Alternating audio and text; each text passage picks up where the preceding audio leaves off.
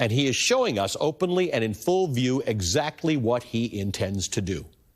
Use the military against us, rewrite the rules to cling to power, crush dissent by labeling ideas themselves as terrorism. They've told us we're the enemy. If they're not sugarcoating their actions and motives, why should the rest of us? Steve Schmidt joins me now. He's the co-founder of the Save America movement, host of the podcast The Warning with Steve Schmidt, and previously served as a senior campaign advisor for the late Senator John McCain's 2008 presidential bid. Steve, it is good to see you. Thank you for being with us this morning.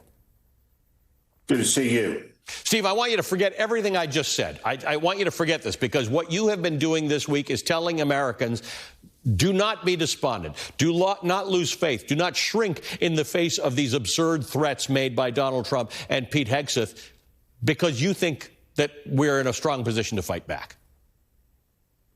Of course we are. Abraham Lincoln pointed out that in this country, with popular sentiment, anything is possible.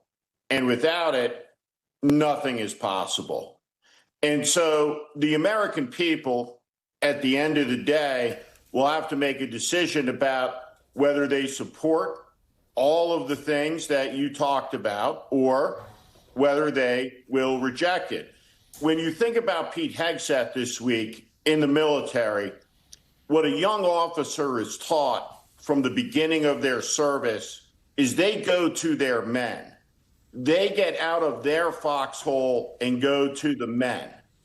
The secretary goes to the commands, doesn't order the generals to him to preen on a stage, reinterpreting the movie Patton in the beginning. And so all of the theater is un-American. It is an assault on the ethos, the values, the core ideals of the military, that Pete Hegseth, a person who is a living desecration of those values, was up there. The culture, more than anything else, values accountability. That's what those officers have spent their life succeeding at. Great responsibility with tremendous accountability imposed. And that's what Pete Hegseth is the antithesis of. But it's a dangerous moment. Stephen Miller at the Charlie Kirk Memorial event gave a full-on Nazi speech. It was Hitlerian.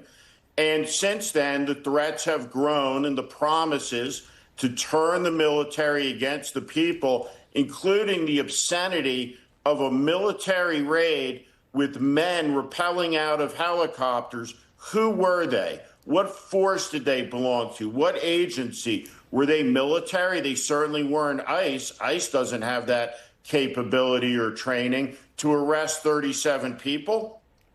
Time to wake up on all of it. So the DHS says that this thing that happened in Chicago was a raid on Tren de Agua, which is, by the way, we've been talking about these attacks on these gunboats, these boats, the attacks on boats in the Caribbean Sea as the war on drugs. So we're now seeing we've got undocumented immigrants as the other and the enemy. Now we're adding drug cartels as the other and the enemy. And at some point, we as American citizens would like to know what the truth is, right? If you're going after drug dealers, we'd like to know that. But it all gets a little fuzzy now. I don't know who's telling the truth.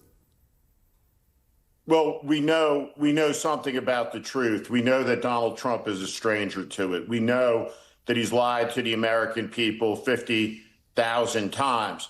We know that Donald Trump has no credibility. We know that Carolyn Levitt has no credibility. We know that Kristi Noem has no credibility, that Pete Hegseth has no credibility, that Howard Lutnick has no credibility.